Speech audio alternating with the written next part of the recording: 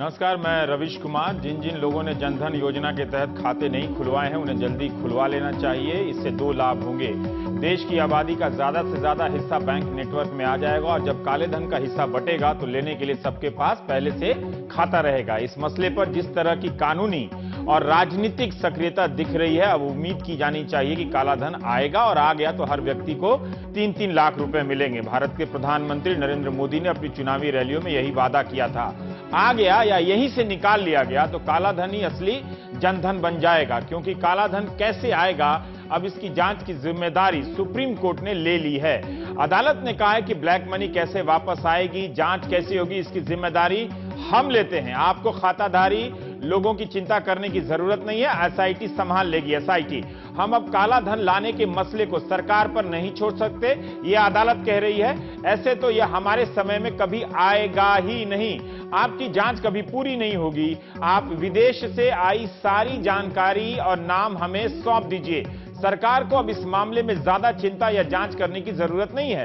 अदालत ने सरकार से उन सभी भारतीयों के खाते की जानकारी मांगी है जिनके विदेशी बैंकों में खाते हैं। केंद्र सरकार से कहा है कि आप ऐसे लोगों के लिए प्रोटेक्टिव अम्ब्रेला यानी हिंदी में बचाव की छतरी या ढाल कवच क्यों बन रहे हैं, क्यों बचा रहे हैं ऐसे लोगों को। सुप्रीम कोर्ट ने केंद्र सरकार की उस दलील को खारिज कर दिया कि विदेशी बैंकों में जमा लोगों के नाम जांच से पहले बताने पर विदेशी संधियों का उल्लंघन होगा, अंतर्राष्ट्रीय संधियों का। आज भी अटॉर्नी जनरल ने कोर्ट में कहा कि अगर नाम साझा किए गए तो जांच में दिक्कत होगी, भविष्य में जानकारी नहीं मिलेगी और काला धन वापस लाने में परेशानी आएगी। जिन लोगों के खाते में ब्लैक मनी नहीं है उनकी निजता, प्राइवेसी का उल्लंघन होगा, यानी नाम बदनाम होगा। यही दलील देते हुए वित्त मंत्री अरुण जेटली ने अपने ब्लॉग में लिखा था कि हम कानून की प्रक्रियाओं के तहत ही नाम जाहिर करेंगे। लेकिन सुप्रीम कोर्ट ने पिछले कई दिनों से चली आ रही सरकार की दलील को ठुकराया और इस मामले में जांच का काम भी सरकार से ले लिया। कहा है कि जब तक हम मॉनिटर नहीं करेंगे कुछ नहीं हो सकता। इससे बड़ा झटका क्या हो सकता है। आप जानते हैं कि सरकार ने सोमवार को 3 लोगों के नाम जाहिर किए तो हंगामा हो गया। इसमें नया क्या है, इन तीनों के नाम तो पहले भी सार्वजनिक हो चुके हैं। इन तीनों ने कैमरे के सामने खंडन कर दिया, बल्कि एडीआर ने यह भी बता दिया कि इनमें से एक गोवा की mining company Timblo private limited के डायरेक्टर राधा टिम्बलू ने कांग्रेस और बीजेपी दोनों को ही चंदा दिया है। एक नजरिया यह भी हो सकता है कि उन लोगों के भी नाम सार्वजनिक होंगे जो राजनीतिक दलों को चंदा देकर बचने का प्रयास कर रहे हैं। लेकिन सवाल उठा कि ये तो छोटे मोटे नाम हैं, क्या वे बड़े लोग भी धरे जाएंगे जिनके चंदा देने का मामूली प्रमाण मिलता है मगर जिनकी भूमिका के बारे में गांव देहात तक में लोग जानते हैं। याचिकाकर्ता राम जेठमलानी, प्रशांत भूषण की सक्रियता आज का नतीजा दिखने लगा है। इसके बावजूद इनके कारण अब तो बीजेपी नेता सुब्रमण्यम स्वामी ने भी वित्त मंत्री को खत लिख ही दिया है कि सभी के नाम बताइए।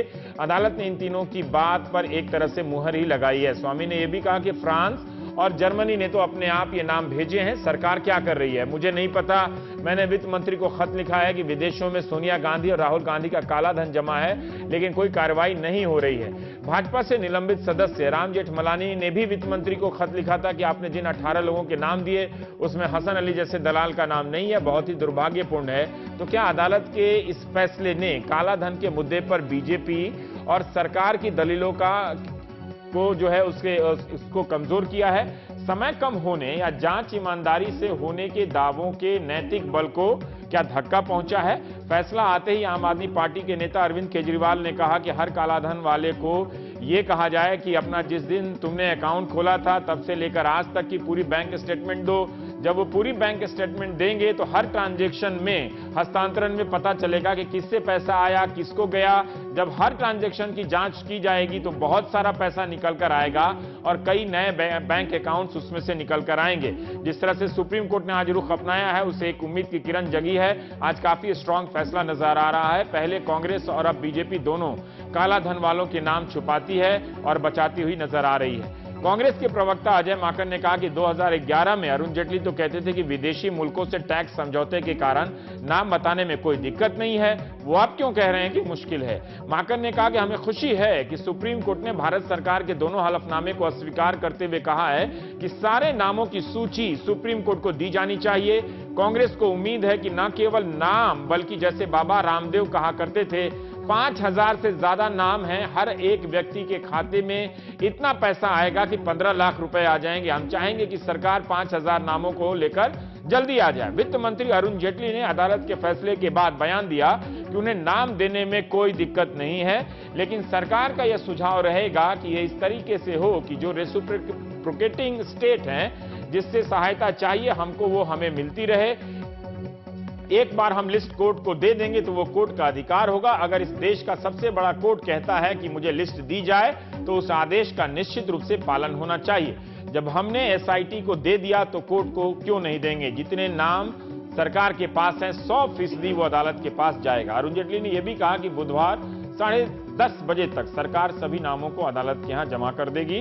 अदालत में सरकार के प्रति कोई गुस्सा नहीं था। विदेशों में खाता खोलना गैर कानूनी नहीं है, वो अपनी पुरानी दलीलों को दोहराते रहे।